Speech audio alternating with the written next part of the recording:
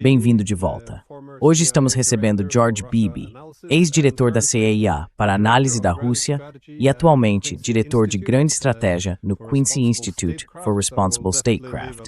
Vou deixar um link na descrição, pois é uma excelente publicação para acompanhar também. Obrigado por participar. Eu realmente queria lhe perguntar sobre a grande estratégia dos Estados Unidos, porque parece que ela está exigindo algum tipo de mudança agora. Após a Guerra Fria, exerce a seguir uma estratégia para Estado mezenidictua for how?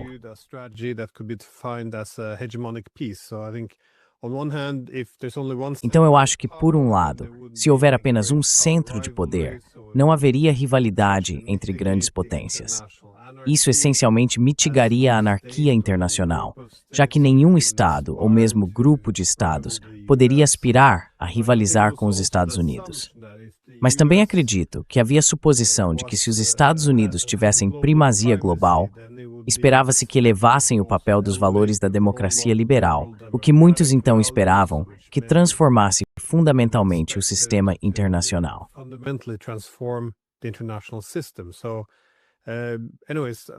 De qualquer forma, muitos críticos da paz hegemônica apontaram, lá nos anos 90, que os Estados Unidos acabariam esgotando seus recursos e provocando algum tipo de equilíbrio coletivo, como o BRICS. Mas sabe, independentemente de como avaliamos hoje essa paz hegemônica, parece um fato inegável que essa realidade se foi. Há simplesmente uma nova distribuição internacional de poder. E por essa razão, os Estados Unidos precisam se ajustar. Bem, ao menos até certo ponto. Eu queria saber qual é a sua opinião sobre isso. Como podemos entender a posição americana? Quero dizer, quais são as escolhas estratégicas difíceis que os Estados Unidos precisam fazer? Eles não podem equilibrar todas as grandes potências, porque isso acabaria sendo muito desfavorável para os próprios Estados Unidos.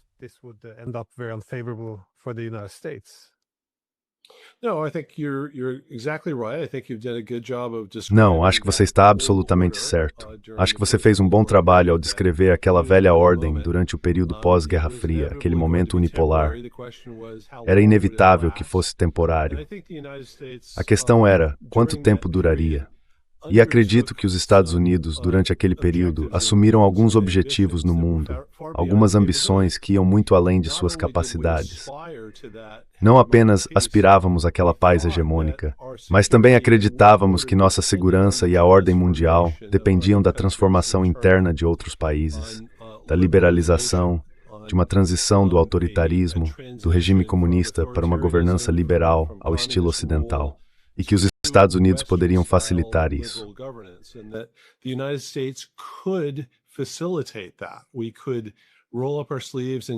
Poderíamos arregaçar as mangas e nos envolver nos assuntos internos de outros países de uma forma que nos permitisse reengenharia-los social e politicamente, para que se parecessem mais ou menos com os Estados Unidos. Isso estava muito além das nossas capacidades e, eu diria, não era de forma alguma essencial para a ordem mundial ou para a própria segurança e prosperidade dos Estados Unidos. A descrição clássica de uma situação em que seus objetivos ultrapassam em muito suas capacidades é a insolvência em política externa, como diz o velho ditado.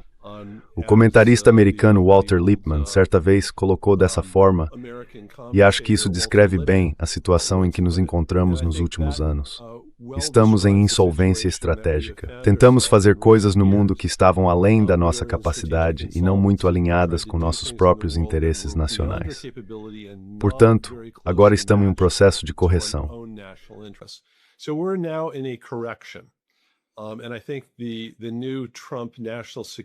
E eu acho que a nova estratégia de segurança nacional de Trump, publicada há algumas semanas, é um indicativo de que estamos reorientando os objetivos dos Estados Unidos no mundo. Agora estamos reconhecendo que temos recursos finitos e capacidades limitadas. Nesse tipo de situação, é preciso priorizar o que é mais importante. A estratégia basicamente afirma que determinar o que é mais importante para os Estados Unidos deve começar pelos próprios Estados Unidos. O que importa para nossa própria segurança, para nossa própria prosperidade, para nossa própria capacidade de manter um governo republicano no país. Nossas prioridades de política externa devem derivar disso. Então estamos vendo o que eu chamaria de uma consolidação ou retração dos Estados Unidos e de suas ambições no mundo. Dissemos, veja, o que é mais importante começa com a geografia dos Estados Unidos.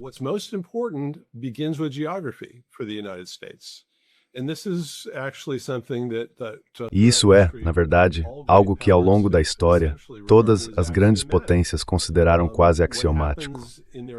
O que acontece em sua vizinhança imediata e em seus arredores mais próximos é mais importante, como questão de prioridade, para o seu bem-estar, do que o que ocorre em partes distantes do mundo.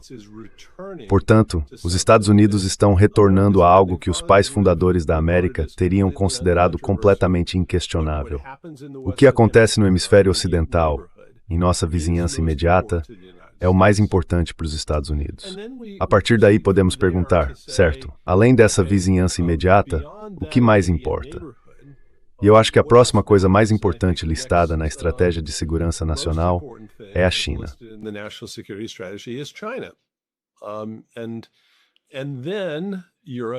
E então a Europa, e depois outras partes do mundo. Portanto, acredito que isso representa uma redefinição fundamental do que é importante para os Estados Unidos e de como vamos alinhar nossos objetivos no mundo com nossas reais capacidades. Agora, há muito mais nisso, mas isso é fundamentalmente diferente dos últimos 30 anos da política externa dos establishment. É o reconhecimento de que o equilíbrio de poder no mundo mudou. Agora vivemos em um mundo muito mais policêntrico. Temos outros rivais, sejam pares ou quase pares, que não podemos simplesmente derrotar nem transformar em alguma versão dos Estados Unidos. Portanto, será necessário haver um equilíbrio de poder, um certo balanceamento de interesses.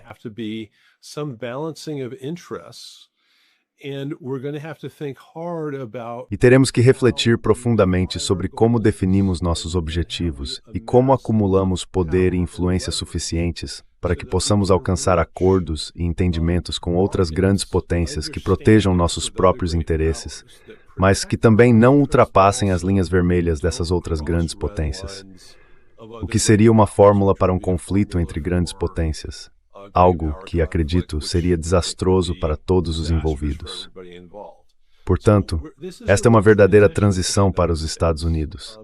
Vai levar vários anos para ser resolvida, e é muito provável que seja um processo conturbado. Transições desse tipo raramente são tranquilas. As coisas acontecem, amigos, inimigos, todos têm seus próprios interesses a perseguir em meio a tudo isso.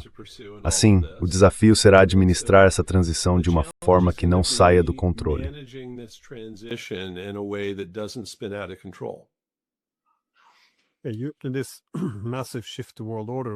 Essa mudança maciça na ordem mundial, como a que ocorreu após a Grande Guerra, será interessante ver se pode acontecer de forma pacífica ou não.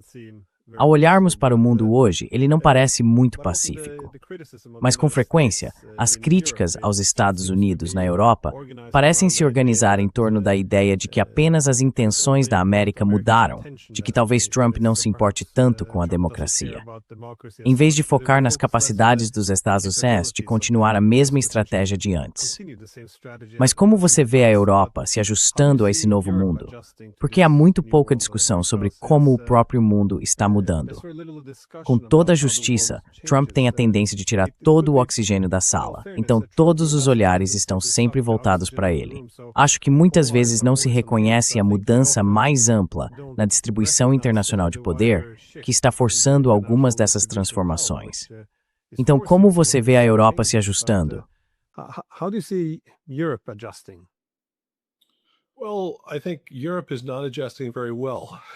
Bem, acho que a Europa não está se ajustando muito bem neste momento.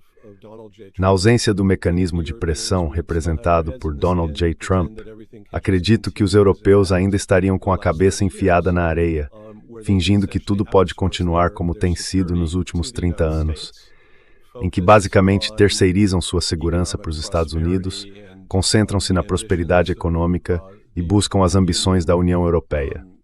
Aprofundar a integração dentro da Europa, ampliar a adesão e tentar difundir os valores europeus por toda a vizinhança.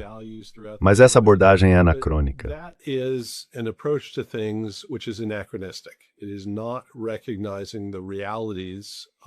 Não está reconhecendo as realidades do mundo como ele é hoje. Os Estados Unidos não podem se dar ao luxo de continuar servindo como o benfeitor de segurança da Europa.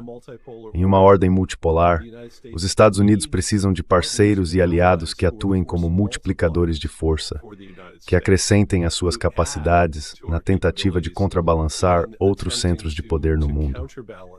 E isso exige a capacidade de conduzir a diplomacia de forma proativa, não apenas para proteger os próprios interesses, mas para garantir que se compreendam e respeitem os interesses das grandes potências que não estão em conflito direto com os seus.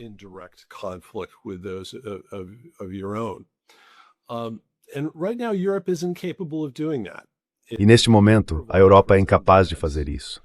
Ela não consegue garantir sua própria defesa. Simplesmente não investiu nas capacidades militares necessárias para desempenhar um papel mais ativo na garantia de sua própria segurança. Para ser sincero, ela realmente não tem a capacidade de conduzir a diplomacia. Emite declarações e diretrizes, mas diplomacia significa, de fato, engajar-se com outras potências. No momento, a União Europeia não é sequer capaz de sentar-se e conversar com a Rússia. Isso é uma grande desvantagem num mundo em que esse tipo de diplomacia está se tornando essencial.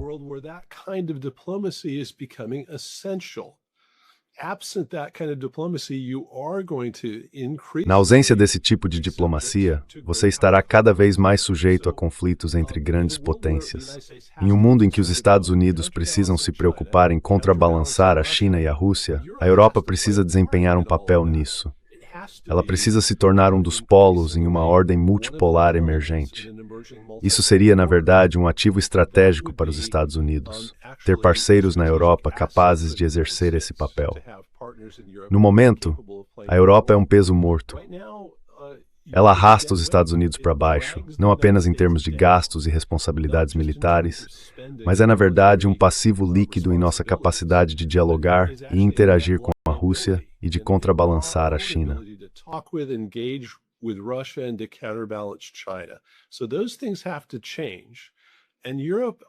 Então essas coisas precisam mudar. E a Europa, eu acho, está ficando para trás em reconhecer como o mundo mudou e o que agora é necessário para se ajustar a essas mudanças.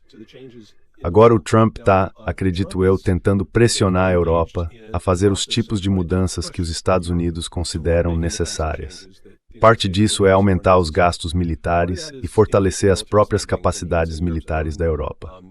Mas essa é uma parte normalmente se curar internamente, tornar-se saudável política e socialmente, acreditando em si mesmo.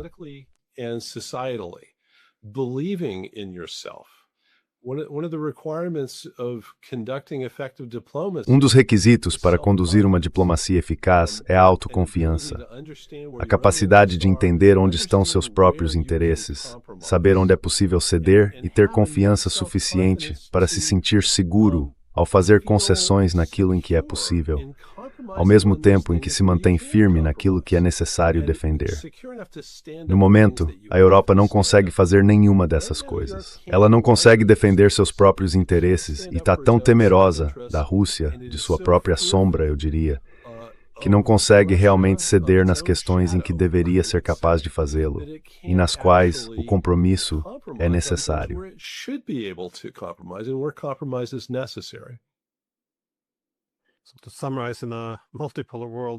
Resumindo, em um mundo multipolar, os Estados Unidos precisam de aliados ou multiplicadores de força.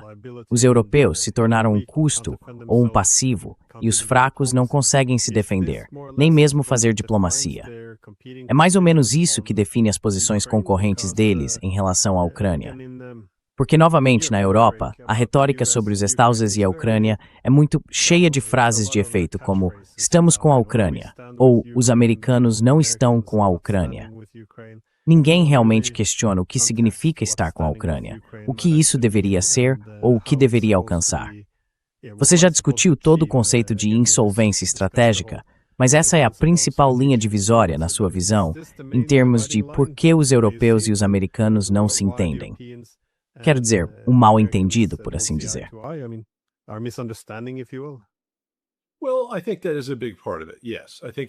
Bem, acho que isso é uma grande parte da questão, sim. Acho que a Europa está presa em seu próprio paradigma.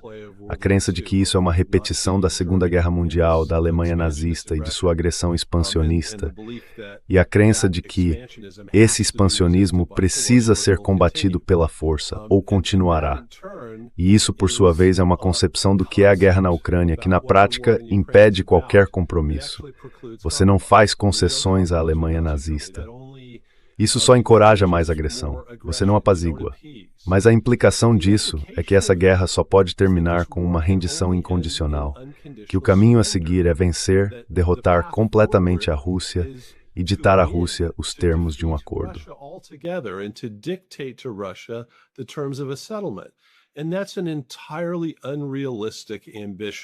E essa é uma ambição totalmente irrealista.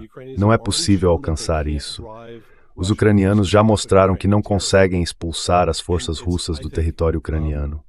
E não deveria ser controverso afirmar que você não vai levar uma potência nuclear ao ponto de se render incondicionalmente. Portanto, acho que esse paradigma para entender a guerra na Ucrânia é falho. Tanto em sua compreensão sobre por que a guerra começou, quanto em sua proposta para encerrá-la. Os europeus precisam se libertar desse conceito. So the Europeans have to escape from that concept. They have to recognize that this war from the start. Eles precisam reconhecer que esta guerra, desde o início, tem sido uma espiral de escalada, uma disputa pelo destino geopolítico da Ucrânia que só pode terminar em um compromisso, se não for para terminar em desastre. E quanto mais cedo chegarmos a esse compromisso, um que compreenda e proteja os interesses vitais da Ucrânia, mas também reconheça que a Rússia tem interesses de segurança em jogo aqui, que precisam ser respeitados, melhor. Elaborar um compromisso que tanto a Rússia quanto a Ucrânia possam apoiar, no qual ambos os lados façam concessões, mas os interesses nacionais centrais de ambos sejam respeitados, ainda é possível.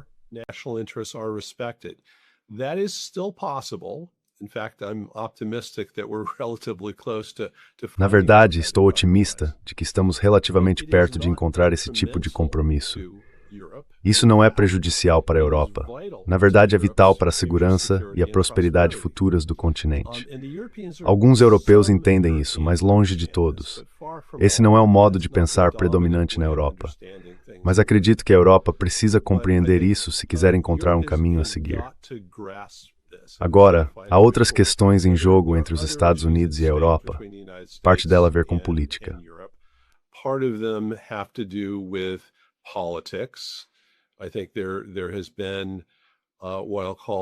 Acho que tem havido o que eu chamaria de uma espécie de abordagem liberal progressista à governança na Europa, entre a maioria dos líderes europeus já há algum tempo.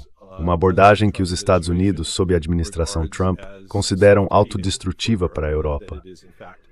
Ela é vista como algo que enfraquece as fontes de boa governança e de estabilidade de longo prazo no continente.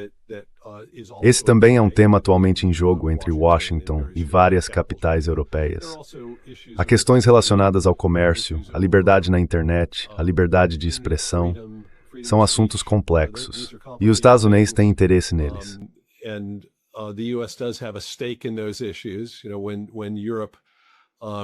Sabe, quando a Europa, em nome da governança da internet, proíbe certas coisas online, restringe certos tipos de discurso, isso inevitavelmente afeta os americanos, porque a internet não respeita fronteiras geográficas. Se você proíbe coisas no ciberespaço na Europa, está inevitavelmente proibindo americanos e entidades americanas de maneiras que afetam os interesses dos Estados Unidos. E nós vamos querer opinar sobre isso. Isso é inevitável. Então, essas são questões que terão de ser resolvidas. Não se trata apenas de um desacordo sobre a Ucrânia. Acho que são questões administráveis ao longo do tempo, desde que consigamos dialogar e entender que aliados razoáveis podem ter diferenças de opinião sobre esses assuntos, mas que elas podem ser gerenciadas.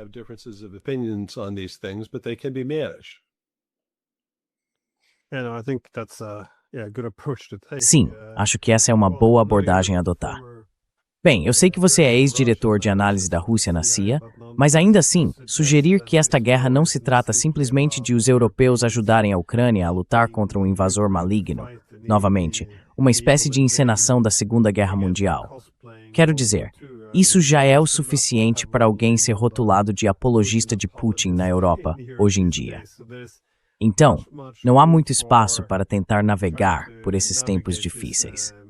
Mas, em termos de um dos motivos pelos quais me tornei um pouco mais pessimista em relação ao Trump ultimamente, embora uma das razões pelas quais eu estava realmente otimista em relação a ele durante a campanha eleitoral foi porque os Estados Unidos e a Rússia já têm quase um século de relações ruins.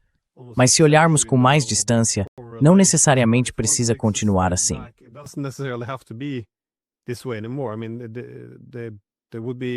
Quer dizer, haveria muitas oportunidades para ter uma boa relação, o que acabaria sendo bom para o mundo também, por não transformar o mundo em um grande tabuleiro de xadrez. Mas o que você veria como o objetivo estratégico ou a possibilidade de remodelar a relação entre os Estados Unidos e a Rússia? Porque, novamente, grande parte do conflito que tivemos no fim da Guerra Fria estava relacionada à expansão da OTAN, que acabou minando a arquitetura de segurança europeia. A expansão da OTAN estava, em grande medida, ligada a essa ideia de paz hegemônica. Mas, se isso estiver fora de questão, parece que se abriria um grande número de oportunidades para algum tipo de acordo entre grandes potências. Um grande acordo, por assim dizer, entre os americanos e os russos.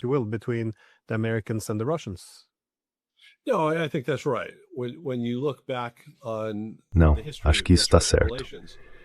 Quando você olha para a história das relações entre os Estados Unidos e a Rússia, por muito tempo não houve muita coisa que causasse atrito entre Moscou e Washington nos séculos XVIII e XIX. Foi realmente com a Guerra Fria que as coisas começaram a sair do controle.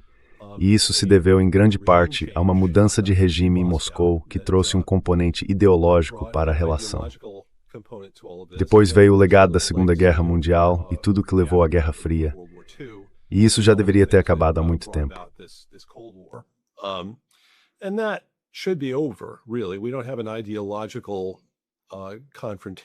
Nós não temos um confronto ideológico com a Rússia neste momento.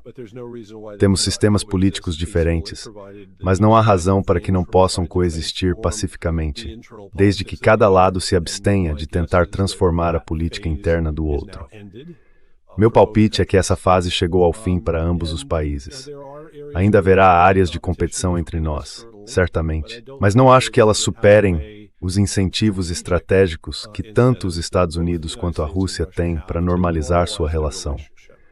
Para os Estados Unidos, o grande incentivo estratégico é que não queremos empurrar a Rússia e a China a uma cooperação em segurança voltada contra os Estados Unidos.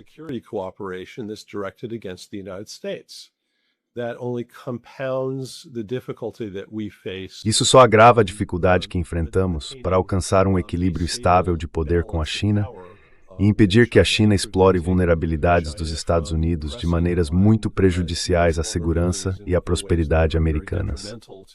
Nossa capacidade de lidar com a China é bastante complicada, pelo grau em que China e Rússia mantêm algum tipo de entendimento, aliança ou parceria contra nós. Portanto, ter uma relação mais normal com a Rússia aumenta a própria capacidade da Rússia de ser menos dependente da China, menos submissa à China, de ter maior liberdade de manobra internacionalmente e de desempenhar um papel mais independente, como potência na ordem multipolar emergente. E acredito que a Rússia também quer isso. A Rússia não quer ser uma parceira dependente, subordinada ou de segundo plano em relação à China. Não é assim que a Rússia se enxerga.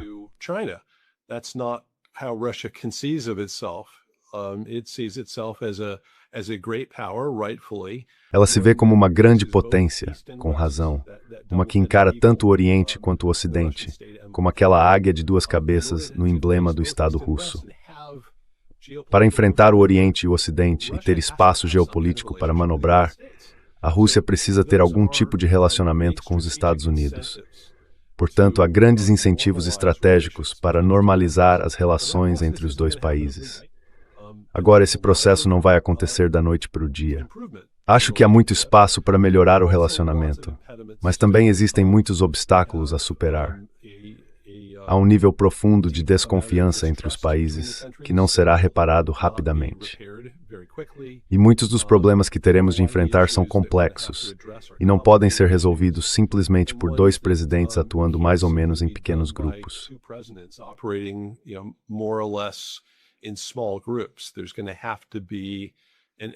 Será necessário um esforço, pelo menos nos Estados Unidos, para obter o apoio do presidente e de grande parte do governo norte-americano, a burocracia permanente, porque eles terão que implementar boa parte disso.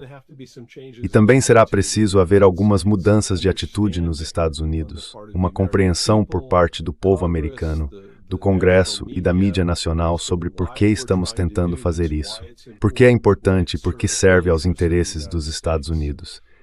Isso não será fácil de fazer, pelo menos não rapidamente, porque há muita desconfiança, muitas pessoas que não acham que essa seja uma boa ideia, e grande parte da mídia nacional é mais ou menos contrária a esse tipo de coisa. Não será algo fácil de reverter tão cedo.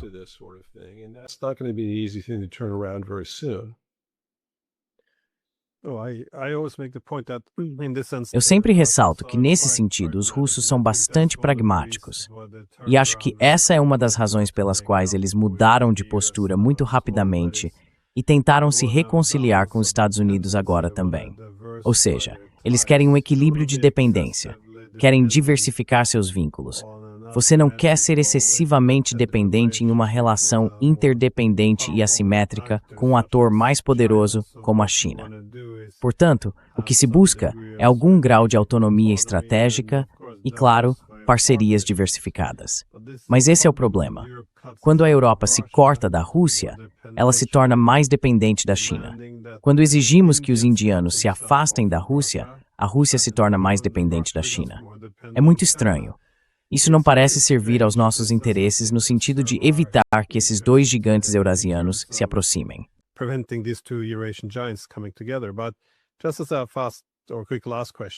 Só uma última pergunta rápida. Como a China se encaixa nesse quadro mais amplo?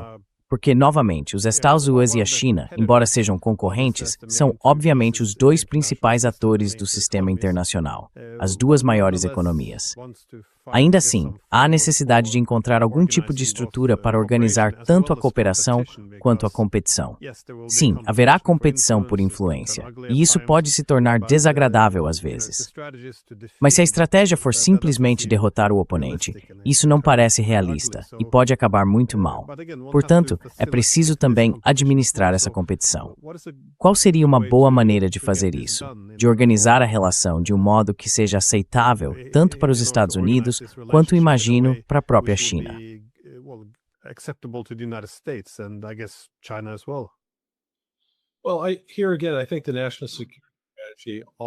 Bem, mais uma vez, acho que a estratégia de segurança nacional oferece uma boa estrutura para fazer isso. Ela não se encaixa em uma categoria simples. Não é contenção, não é reversão, para usar alguns termos da Guerra Fria. É uma combinação de coisas, uma mistura de competição, engajamento diplomático, dissuasão e também um esforço para aliviar os tipos de pressões que a China tem imposto aos Estados Unidos. Veja, quando se fala em minerais estratégicos e na dominação chinesa nesse setor, no grau em que cadeias de suprimentos críticas dos Estados Unidos dependem da China, e na infraestrutura ao redor do mundo, as linhas de comunicação no espaço e no mar que são essenciais para a segurança dos Estados Unidos, é preciso encontrar uma forma de tornar os Estados Unidos menos vulneráveis a esses pontos de pressão sobre os quais a China tem assumido cada vez mais controle.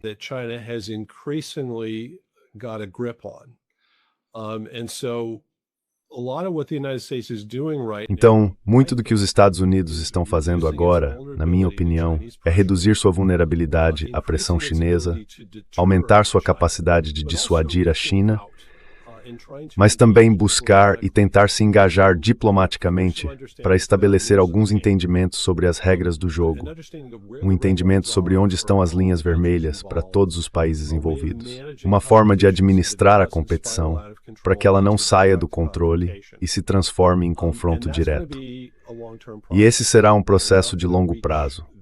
Não vamos chegar a esse tipo de resultado em alguns meses. Será algo contínuo. Mas quando se observa o que os Estados Unidos fizeram na Venezuela, o que parece estar sendo encaminhado em relação à Groenlândia, esses são esforços para aliviar pontos de pressão sobre os quais os chineses haviam ganho influência, tornando os Estados Unidos menos vulneráveis à pressão e mais capazes de entrar nesse processo de negociação com a China a partir de uma posição de força.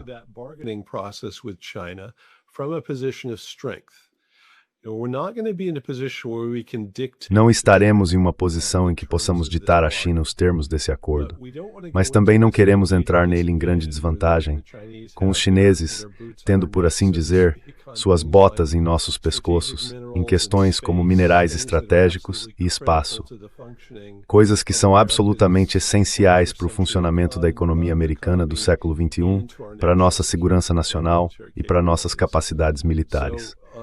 Portanto, isso faz sentido para mim. Não tenho certeza se consigo resumir isso em um único termo, mas é uma combinação de todos esses elementos de uma forma que acredito faz sentido.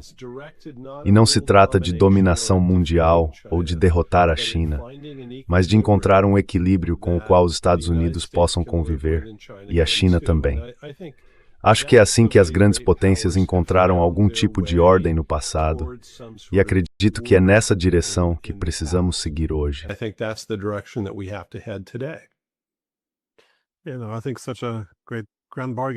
Acho que um grande acordo desse tipo seria uma boa ideia.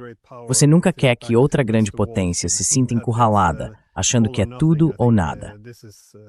Acho que essa é a pior posição estratégica em que qualquer país pode ser colocado. Muito obrigado. É fascinante explorar essa ideia de para onde a estratégia dos Estados Unidos pode seguir a partir daqui. Como conversamos antes de começar a gravação, esses são realmente tempos interessantes. Muito obrigado. Poxa, obrigado, Fletch.